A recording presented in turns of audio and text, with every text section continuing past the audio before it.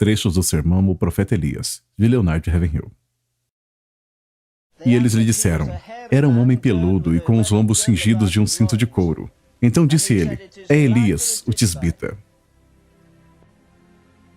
Hoje em dia, nossos profetas usam ternos da Brooks Brothers e fazem o penteado com, como se chama mesmo? Com secador. E eles usam aqueles anéis enormes e tem todo o estrelismo.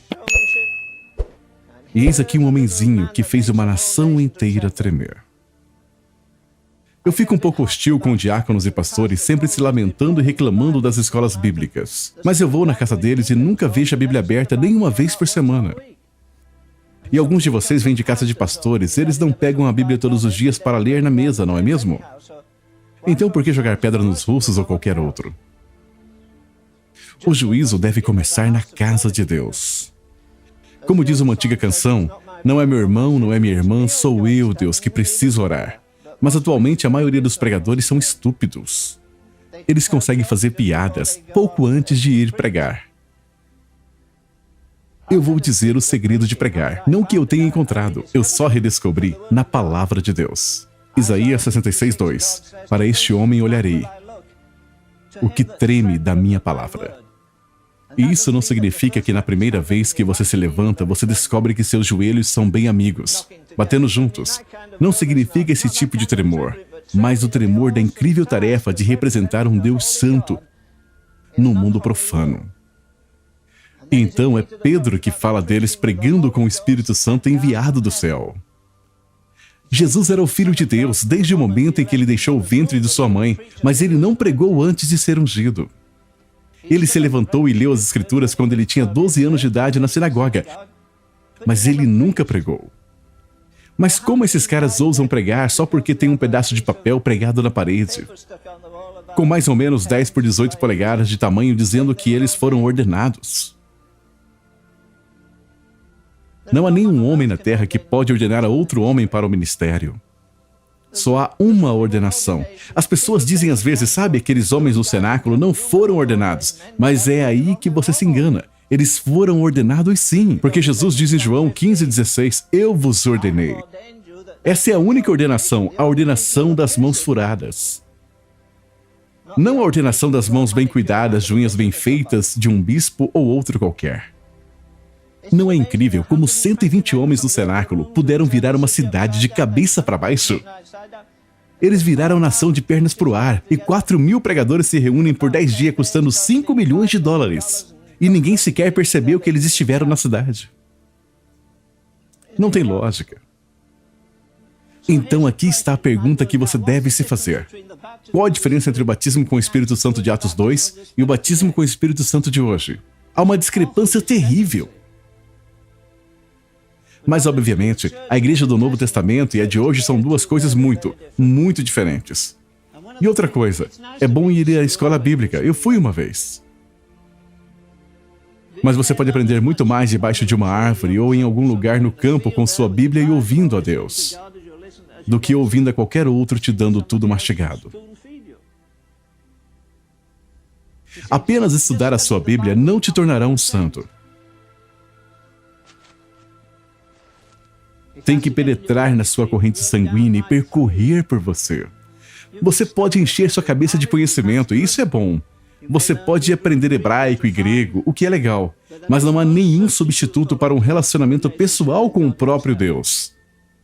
Vocês se lembram quando eles nomearam os sacerdotes no ritual antigo do Velho Testamento? E Deus disse, separe Arão e seus filhos para que eles ministrem a mim. Agora, quantos de vocês ministram ao Senhor hoje em dia? Não trabalhar para Ele, mas trabalhar com Ele. Não apenas falar para Ele, mas uma via de mão dupla onde Ele fala de volta. Vou dizer algo, se você está diante de Deus, você nunca se ajoelha diante dos homens. O homem que esteve na presença do Deus Santo e Eterno nunca se curvará.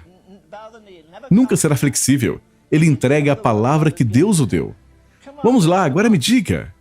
Você gostaria de acordar de manhã e que Deus te dissesse, vá à Casa Branca o mais rápido que puder e diga ao presidente, Com todas as suas ocupações, nada é mais importante do que o que eu tenho a dizer. Eu estive com Deus e ele me disse que vai virar a chave do céu assim e vai fechar o céu para não chover mais. Agora vamos. Você ama os Estados Unidos o suficiente para mandá-lo à falência?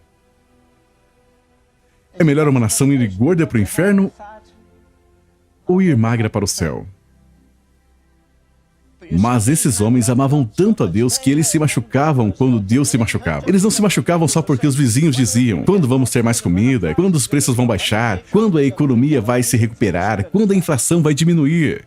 Quantos pregadores vocês acham que vão ao púlpito neste domingo dizer: escutem, os Estados Unidos passaram mais de uma semana machucando a Deus, quebrando os seus mandamentos. Estamos violando os seus sábados.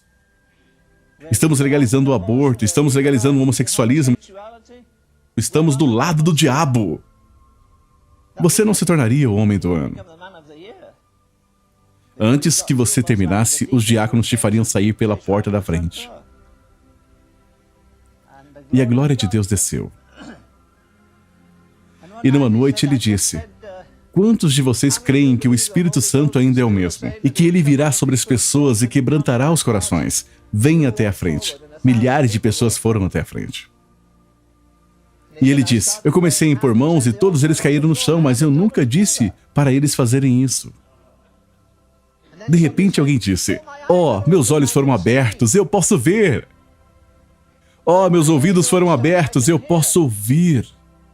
Oh, minha perna aleijada, eu posso senti-la. E eles começaram a pular e saltar, louvando ao Senhor. Sabe, não se faz isso em um culto decente. Só se faz isso em um culto indecente. Sabe, muitos de nós perderemos o status na primeira vez que o Espírito Santo descer num culto. Todos nós abandonaremos nossas críticas negativas também. Não é incrível como muitos pregadores acreditam na Bíblia de capa a capa até que realmente venha um miraculoso? Mas cristianismo que não é sobrenatural é superficial. Você não pode separar o sobrenatural deste santo e magnífico Deus que nós temos. Acho que uma coisa que me impressiona é como nossa memória é curta. Todos nós. Quão rapidamente esquecemos as misericórdias de Deus, quão rápido esquecemos os juízos de Deus. Você pode levantar todas as estatísticas, mas em nome de Deus, por que não paramos de olhar para as dificuldades e não olhamos para Deus? Então eis aqui um homem, ele orou e o fogo caiu, ele orou e o povo caiu, ele orou e a chuva caiu. Você gostaria que ele fosse diácono na sua igreja? Sabe, nós temos muitos Acabes hoje em dia, mas pouquíssimos Elias. Talvez devêssemos mudar a pergunta, não: onde está o Deus de Elias? Mas sim, onde estão os Elias de Deus?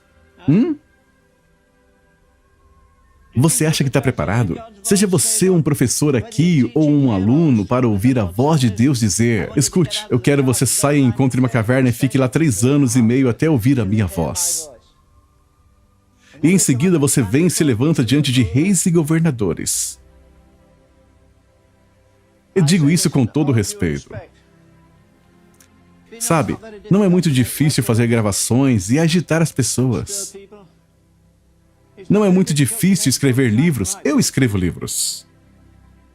Mas me diga, onde estão os homens que podem fazer cair fogo do céu hoje em dia? Qualquer um pode comprar nossas gravações. Quase todo dia as pessoas me perguntam: você está escrevendo outro livro? Você vai escrever algum livro sobre o trono do julgamento? Algum livro sobre adoração? Não precisa de muita coragem moral para sentar numa cadeira giratória, pegar minha Bíblia e anotar algumas referências e encontrar um monte de coisas acumuladas aqui na minha mente. Mas se eu encontrar Acabe pelo caminho? Aí um cara vai e deixa o machado voar, mas tem muita gente e ele não quer que ninguém perceba. Então ele tem que cortar a árvore com um cabo. Você acha ridículo, mas é isso que alguns de nós estamos fazendo. Você está tentando cortar a árvore com um cabo, apenas com o conhecimento da palavra de Deus. E não com unção. Onde você perdeu aquela unção e ternura que você tinha alguns anos atrás? De jeito nenhum. Você abandonou. Todo pregador aborda esse versículo do jeito errado. Você perdeu o primeiro amor. Não é isso que a Bíblia diz. Ela diz: você abandonou o primeiro amor. Onde você pode recuperar aquela ternura, aquela intimidade que você tinha com Deus? Onde você fez uma escolha? Talvez você começou a flertar com uma namorada e negligenciou o estudo da Bíblia e da oração, ou foi jogar handball ou qualquer outra coisa. Handball é pecado? Sim, é pecado se você amar isso mais do que Deus. Agora, não é suficiente confessar. Há algo além de confessar. Que precisa ser não só arrependimento, que precisa ser, quando for possível, claro, nem sempre é possível, mas deve haver restituição. Sabe, você pode perder a acessibilidade com Deus mesmo na escola bíblica. Eu creio que metade dos motivos de não termos avivamento é por não reconstruirmos nossos altares, não reparamos. Você ainda assim tem que voltar diante de Deus em humilhação e lágrimas e reparar o altar que foi derrubado. Aqueles votos que você fez e não cumpriu. Talvez você fez algo do tipo: semana passada eu vou orar pelo menos 1 hora por dia. Eu vou estudar a Bíblia pelo menos 1 hora além das minhas atividades da escola. Eu vou dar mais do meu dinheiro, ou algo do tipo. Qualquer voto que você tenha feito, qualquer voto que eu tenha feito, devemos reparar o altar. Eu creio que é um segredo, reparar o altar que foi derrubado. Sabe, um dia de avivamento do Espírito Santo será melhor para todos nós do que 10 anos de escola bíblica. Quando o fogo cai, você não fica apenas ali confessando, mas nos prostramos diante de Deus. O povo diz: bem, isso não vai acontecer. Reconstrua o altar novamente. Que altar? Veja, apenas confessar não é suficiente. Hoje em dia, as 2 palavras menos populares do evangelismo, a primeira é arrependimento, mas a menos popular mesmo é restituição. Agora veja, se você colocou aquela moça em apuros e a abandonou, volte lá e dê algum dinheiro a ela e lhe tire dos apuros. Se você roubou algum dinheiro do seu chefe, vá e lhe restitua.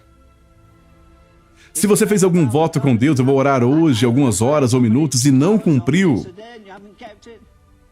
você não pode enganar a Deus. Você está enganando a si mesmo. Não diga: não estou crescendo em graça. Eu não pareço estar crescendo ou ficando mais forte. E por que você deveria estar? Mas a pomba não come nada morto, nada imundo. Ela nem sequer coloca seus pezinhos nisto. Essa é uma ótima ilustração, porque se você estiver morto nas suas ofensas, transgressões e na carne, o Espírito Santo não virá. Ele pode vir para te convencer e dar um impulso, mas ele não vai habitar no seu coração se tiver imundície e corrupção aí. Você pode chorar, clamar e fazer todas as confissões, mas não receberá o Espírito Santo. Que frase forte. Louvado seja o nome do Senhor.